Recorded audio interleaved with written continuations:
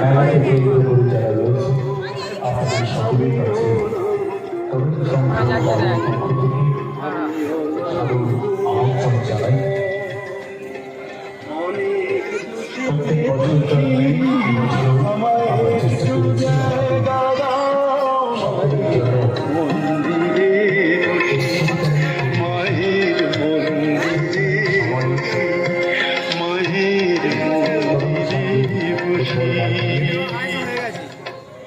অর্থাৎ আমাদের এটি একটি টুরিস্ট স্পটের মধ্যে অবস্থিত।